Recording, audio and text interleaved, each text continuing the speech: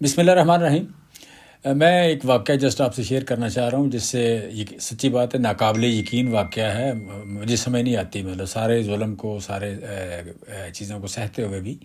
مجھے اس طرح کا اندازہ نہیں تھا۔ میری وائف مسرت جمشید چیمہ گرفتار ہیں، منڈے کو ان کی تاریخ تھی، انہیں عدالت میں پیش کرنا تھا۔ ہم صبح پہنچ گئے ادھر ان کو لینے کے ملنے کے لیے کہ ہم مل لیں گے ان کو ادھر وہاں پہ، کیونکہ ہماری جیل میں تو ایکسیس نہیں ہے۔ تو صبح 9 بجے سے لے کے کوئی آلموسٹ 1 بجے تک انتظار کرایا گیا کہ وہ آ رہی ہیں، پھر پتہ لگا وہ نہیں آ رہی۔ جب ہم نے پتہ کرایا تو پتہ یہ لگا کہ ان کو گاڑی میں پرزنر وین میں بٹھا کے 2.5 گھنٹے شہر کی مختلف سڑکوں میں پھراتے رہے، تقریباً شہر کے 4 چکر لگائے انہوں نے، اور 2.5 یا 3 گھنٹے کے بعد واپس جا کے جیل میں جہاں مرد قیدی تھی وہیں پہ جا کے انہیں ڈراپ کر دیا کہ وہاں بیٹھیں، دوبارہ ویٹ کریں، کوئی نئی گاڑی آئے گی وہ لے کے جائے گی۔ مجھے جو سمجھ آئی کہ یہ کوئی نفسیاتی مریض قسم کے لوگ ہیں۔ ہیومیلیشن جسے کہتے ہیں لفظ،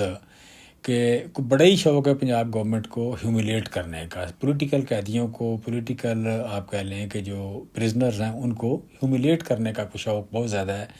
تاکہ لوگ جو ہیں وہ ایک مایوس ہو جائیں یا دل چھوڑ دیں۔ میں سچی بات ہے بالکل ہی آج بھی اس طرح یقین نہیں آتا کہ کوئی اس حد تک بھی مطلب ایک خاتون وزیر اعلیٰ ہو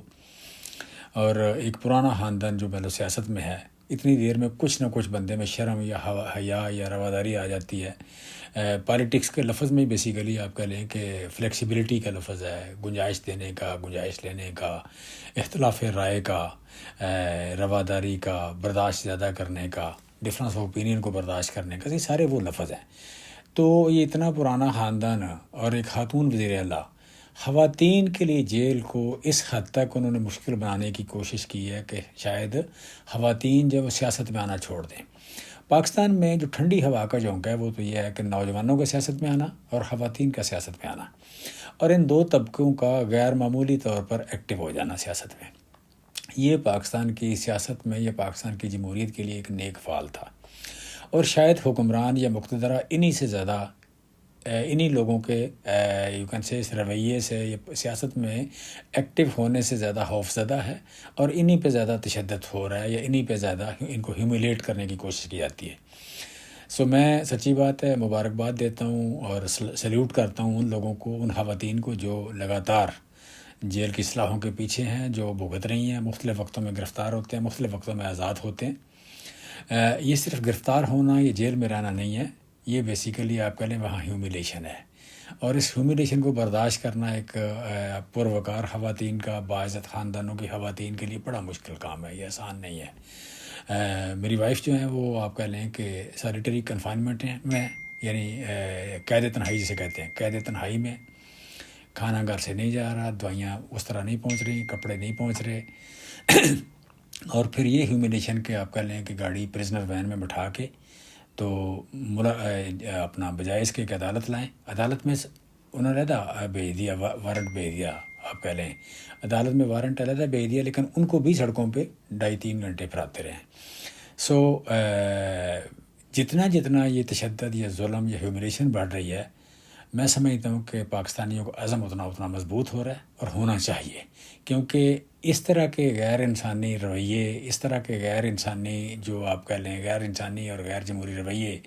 ان کو برداشت کیا نہیں جا سکتا، اس طرح کی غلامی میں رہا نہیں جا سکتا، یا بندہ آزاد رہ سکتا ہے یا نہیں رہ سکتا۔ پاکستانی کے لیے 2 ہی آپشن ہیں کہ یا وہ نہ رہیں اس ملک میں، یا آزادی کے لیے کوشش کریں۔ لہٰذا ہمارا جو آپ کہہ لیں فیصلہ ہے وہ آزادی کے لیے کوشش ہے، نہ کہ یہ کسی ملک چھوڑ کے ہم بھاگ جائیں۔ انشاءاللہ یہ ساری ہیومیلیشن کے، ساری تکلیفوں کے، ساری قید و بند کے باوجود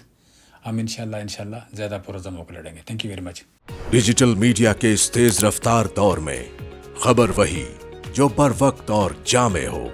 اب ہوں گی جدید دور سے ہم آہنگ، دنیا کی تمام اہم خبریں کبھی بھی کہیں بھی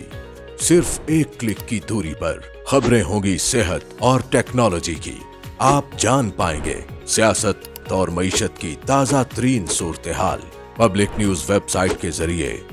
سب سے الگ، سب سے بڑی ٹیم کے ساتھ ہر خبر آپ تک بر وقت۔ www.publicnews.com